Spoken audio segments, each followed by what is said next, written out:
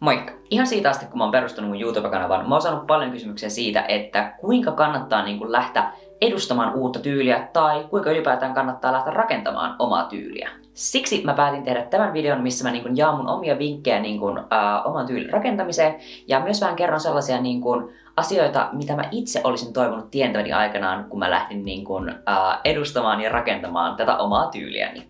Mä kysyin teiltä Instagramissa, että mitkä asiat teitä erityisesti kiinnostaa tässä aiheessa, ja mä kokosin nämä vastaukset näiden teidän kysymysten pohjalta. Ja tosiaan, vaikka tämä mun kanava keskittyy pääasiassa japanilaiseen katumuotiin, niin näitä vinkkejä pystyy käyttämään siis ihan minkä tahansa tyylin kanssa, eli näin rajoitu ainoastaan japanilaiseen katumuotiin. Okei, nyt kuvitellaan sellainen tilanne, että sä oot löytänyt semmoisen tyylin, mitä sä tahtoisit lähteä edustamaan, mutta miten sun kannattaa edetä sen kanssa? Mä laitoin nämä muistiinpanot mun puhelimeen, koska mun on paljon helpompi luntata täältä näitä, mitä mä oon kirjoittanut. Eli jos mä välillä vilkaisen alaspäin, niin se johtuu siitä, että mä luen näitä mun muistiinpanoja. Okei. Silloin kun mä itse aloin kiinnostua Fairy-tyylistä, niin mua auttoi semmonen, että mä kokosin sellaisia kuvia asukokonaisuuksista, jotka inspiroi mua ja jotka oli just sellaista tyyliä, mihin mä halusin pukeutua. Sä voit koota niitä kuvia ihan fyysisesti paperille, tai sit sä pystyt esimerkiksi tekemään Instagramiin sellaisen kansion, mihin sä tallennat sellaisia kuvia, jotka inspiroi sua sen tyylin kanssa. Tosi hyvä vaihtoehto on myös katsoa sellaisten ihmisten Instagramia, jotka edustaa tai pukeutuu sellaisen tyyliin, josta sä olet kiinnostunut. Okei, nyt sä oot löytänyt niitä kuvia ja oot ottanut niitä talteen. Sulla alkaa suunnilleen hahmottua, että mihin suuntaan sä tahdot sitä sun tyyliä viedä.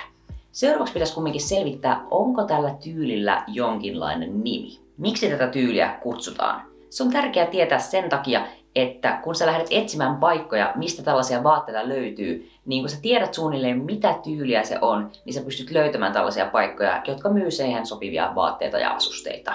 Tutustu myös, että onko siinä tyylissä jotain erityisiä sääntöjä, kuten esimerkiksi Lolita-muodissa tai Fairykeissä.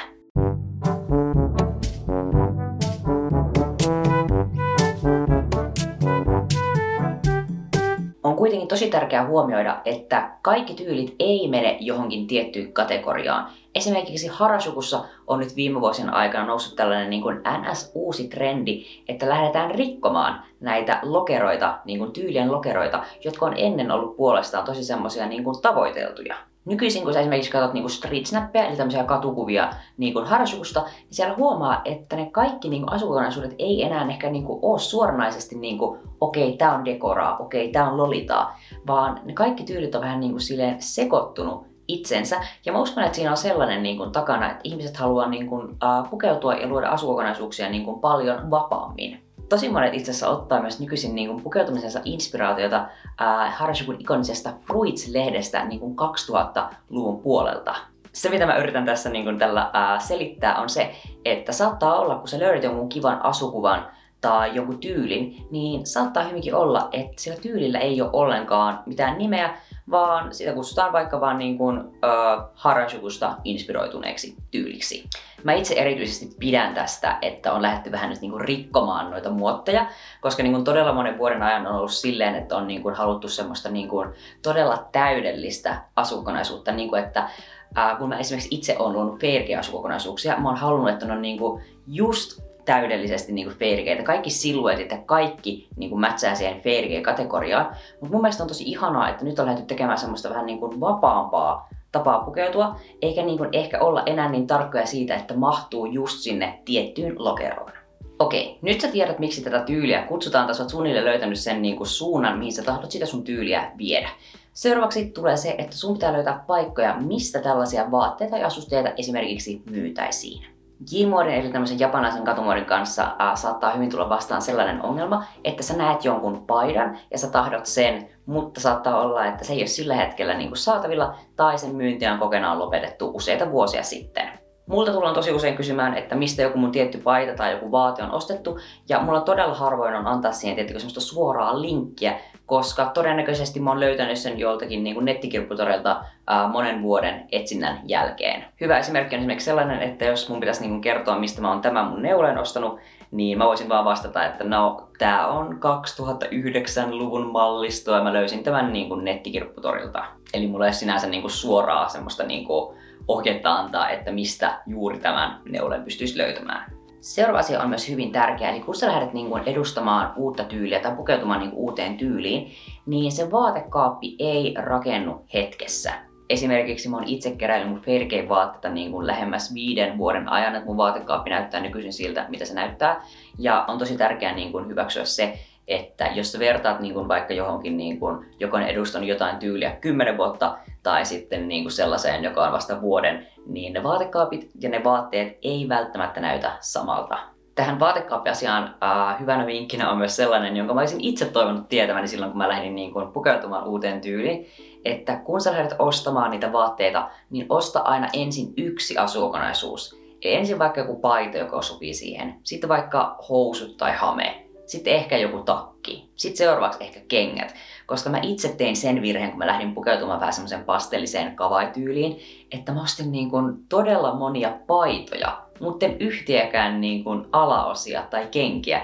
Eli mulla oli niitä kawaii-tyylisiä paitoja, sit mulla oli ehkä jotain asusteita, mutta sitten mulla oli niin kuin mustat farkut ja jotkut mustat maiharit, jotka ei hirveästi sopineet siihen estetiikkaan, mitä mä halusin edustaa.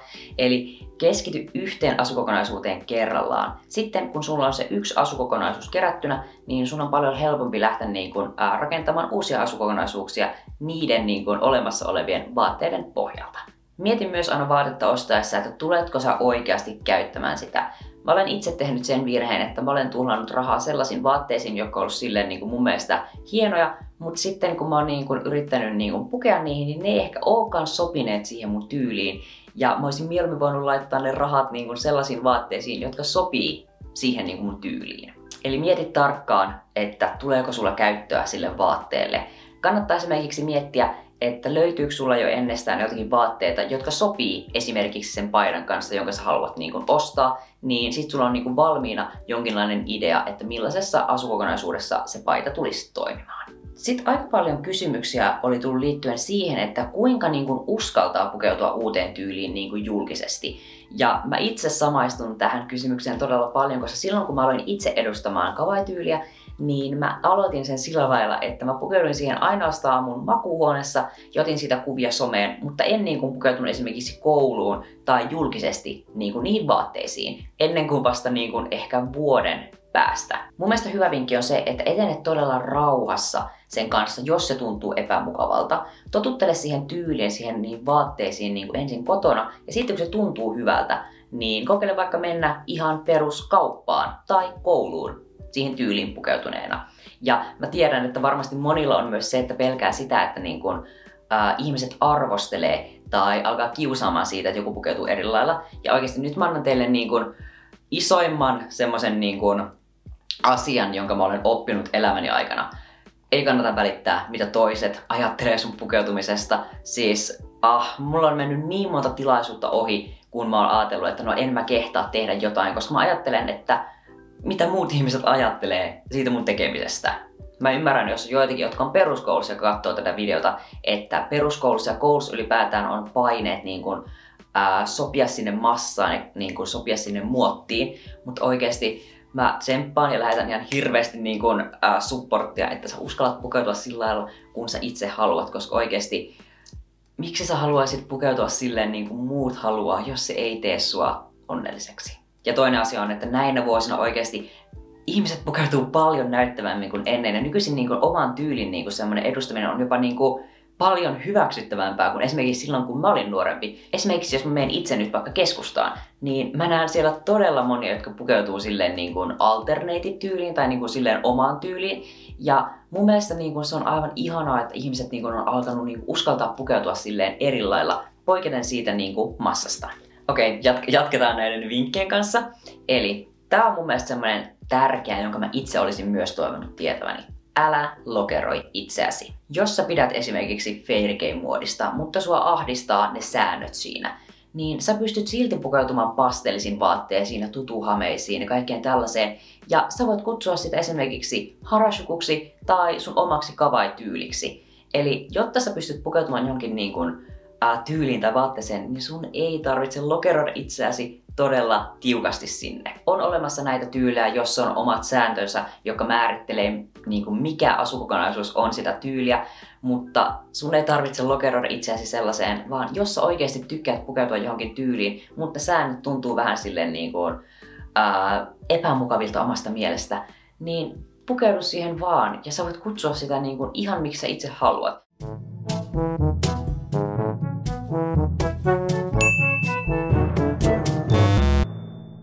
Esimerkiksi jos mun pitäisi nyt niin määritellä, että mitä tyyliä tää mun asukokonaisuus tässä on, niin en mä osais määritellä, koska mä tein tämän asukokonaisuuden vaan sen pohjalta, mikä musta tänään tuntui kivalta. Ja ehkä tää on sellaista niin kuin Harajukusta inspiroitunutta old school punk-tyyliä.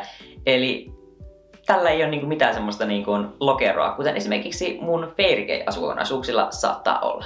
Eli jos sä pukeudut johonkin tyyliin ja sä oikein tiedä, että mikä se on, niin sä voit sanoa vaan, että no, tää on inspiroitunut goottimuodista tai tää ottaa inspiraatiota Harajukusta. Eli se mitä me opitaan tässä on se, että kaikilla tyyleillä ei välttämättä ole niin kuin sitä omaa nimeä. Toinen, minkä mä tahdon nostaa kans esille on se, että sun ei tarvitse valita vain yhtä tyyliä, jota sä tulet sitten niin kuin loppuelämässä edustamaan, vaan esimerkiksi mä rakastan Fairy-muotia aivan hirveästi, mutta toisaalta mä halusin tänään pukeutua tällä lailla vähän tummempiin vaatteisiin.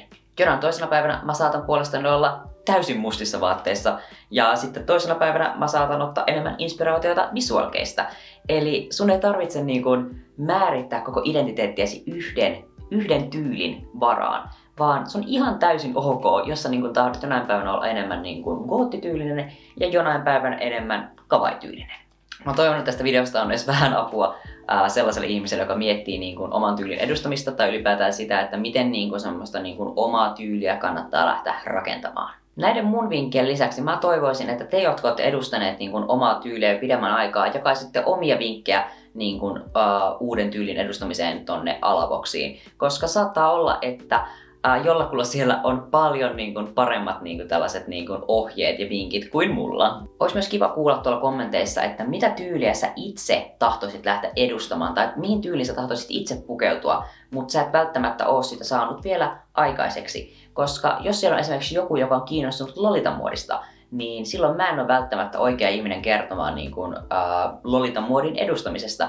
Mutta kun sä jätät kommenttia tuonne alas, joku Lolita-harrastaja saattaa huomata sen ja hän pystyy kertomaan paljon paremmin siitä, että mitä vaikeuksia hänellä vaikka itse oli silloin, kun hän oli aloittamassa Lolita-muotiin pukeutumista. Sama koskee ihan kaikkia tyylejä. Jos joku on kiinnostunut punk-tyylistä, joku ehkä goth-tyylistä, joku visualkeista, niin laittakaa kommentteja tuonne alas, koska niin kun, olisi tosi kiva niin kun, keskustella tässä teidän kanssa siellä. Ja jos on joku kysymys, mihin mä en ihan niin kun, silleen kunnolla vastannut niin kun, tässä videolla, niin laita se ehdottomasti tuonne alas, niin mä pyrin vastaamaan parhaani mukaan niihin. Jos sä tahdot jatkossa vaikuttaa mun videoiden sisältöihin, niin se onnistuu Instagramin kautta. Mä löydyn Instagramista nimellä Kao-Kitsune ja mä mainostan myös jälleen mun TikTokia, koska mä olen siellä nykyisin paljon aktiivisempi. Se löytyy myös nimellä Kao-Kitsune, eli jos kiinnostaa, niin senkin voi käydä laittaa seurantaan. Mä arvostaisin todella paljon, jos sä myös jakaisit tämän videon sellaiselle ihmiselle, joka niin kuin kamppailee oman tyylin edustamisessa. Se auttaisi mua itseäkin todella paljon ja jos sä pidät mun sisällöstä, niin olisi ihanaa, jos laittaisit tämän kanavan tilaukseen. Kiitoksia todella paljon, että sä katsoit tämän videon. Toivottavasti sä tykkäsit ja toivottavasti me nähdään myös seuraavalla videolla. Moi moi!